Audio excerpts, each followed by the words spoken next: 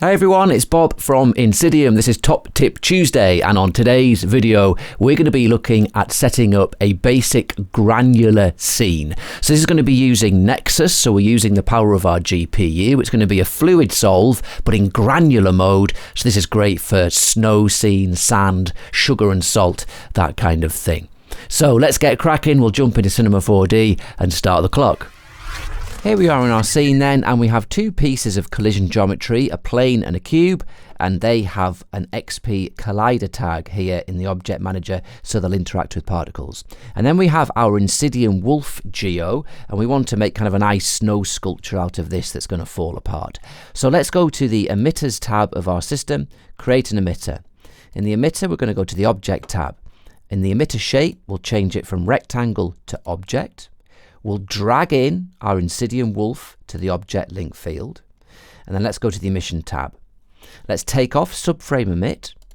The emission, we want to tightly pack our particles within the volume of this head. So we'll do that by going to shot mode in emission. The shot type we'll set to hexagonal, which is a grid, and then the speed needs to be on 0. And now what this is going to do, if we go forward a frame and we make our wolf's head invisible, you'll see that we have this grid of particles. If you want more particles in the scene, then you should reduce the radius so you can fit more in the volume. And if you want fewer particles, then you increase that radius. Okay, so now we want our particles to fall down to the ground. They will, because we have an NX gravity in this scene. So let's hit play, and we can see that happening. But they're not clumping together. So we need to use a physics solver to simulate this granular sim. So let's go to Nexus, Objects, and in the Objects we're going to bring in an nxFluids. We're not going to use the PBD solver because that can't do grains. We're going to do SPH, fluid type, not liquid, we want granular.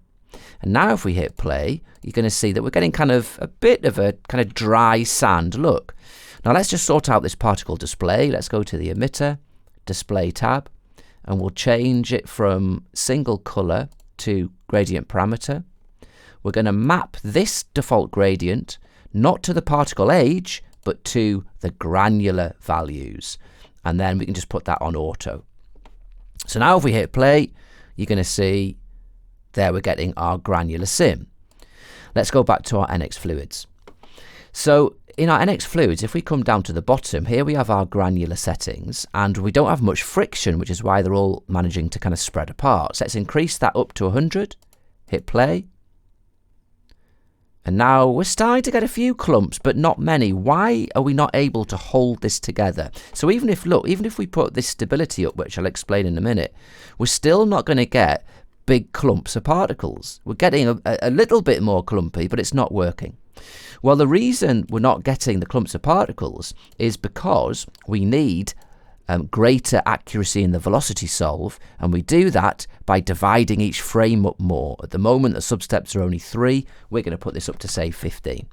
Now hit play, and you're going to see some much better clumps. Now that is starting to look excellent. So now we can look at exactly what stability does. Stability is like a speed check. And if two particles are moving away from each other more than this amount, then they'll be released from this friction force and they'll be able to separate. So if we increase this to, say, 60, we're going to have fewer lumps breaking off because it's going to be harder for them to break apart. Look, we're kind of maintaining these bigger lumps here because they have to move faster relative to each other to be able to break apart. If we put this on, just say 2, they're just going to fall apart really easily because they don't need to be moving away from each other very much before they're released from that friction. Let's put that back on 25. And then the final basic setting for our grains is the cohesion. Now this works like kind of extra springy constraints between particles to help keep them together. And you can see if I ramp this up and let go, you'll see the particles kind of squeeze together. And if we release that spring really low, now they're able to kind of move apart again. So it's quite a subtle effect, this one. For most use cases, you can leave the cohesion on the default, but if you're experiencing kind of bouncy springiness in your granular sims, you can try reducing the cohesion to mitigate that.